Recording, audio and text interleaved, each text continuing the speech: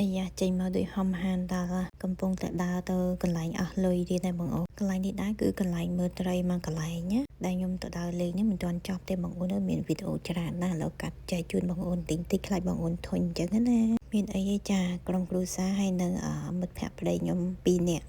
ហើយដល់ពេលបងប៉ិនខ្ញុំគាត់ចូលទៅទិញសវត្ថខ្ញុំនៅខាងក្រៅនេះថតទេសភាពបន្តិចទៅចែកជូនបងអូនមើលនៅរដ្ឋមីនីសូតាទេបងអូនតែជិះមក3ម៉ោងពីកន្លែងខ្ញុំរស់នៅអញ្ចឹងណាកន្លែងនេះគេចូលចិត្តមកដើរលេងអញ្ចឹងណាហើយក៏មានកន្លែងគេងុយទឹកងុយអីចឹងដែរហើយនេះខ្ញុំដើរជុំវិញនៅចិត្តនេះចឹងទៅថតលេងទេសភាពខាងក្រៅចឹងណាបងថ្លៃប៉ុនខ្ញុំក៏ទៅទិញសវត្ថចូលមើលត្រីហើយមានអីបងអូនផ្លាច់ភ្នែកម្យ៉ាងដែរអញ្ចឹងណាហើយខ្ញុំទៅនេះដោយសារតាវាអត់ទាន់មានចេញផ្កាចេញអីភាគច្រើនសវត្ថផ្កាបងថ្លៃខ្ញុំថាផ្កាច្រើនហើយស្អាតទៀតតែ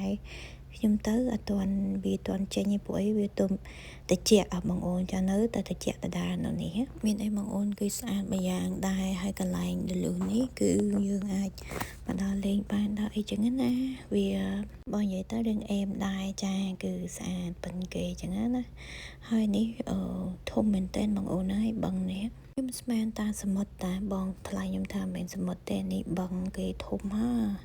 ធំមែនតើគេជីកតាំងពីសម័យណាចឹងណាខ្ញុំសូវដឹងបងអូនដឹងនិយាយខុសត្រូវហើយបន្តិចទៀតខ្ញុំនឹងទៅមើលកប៉ាល់បងអូនបាយបាយជម្រាបលាជួបគ្នាវីដេអូក្រោយ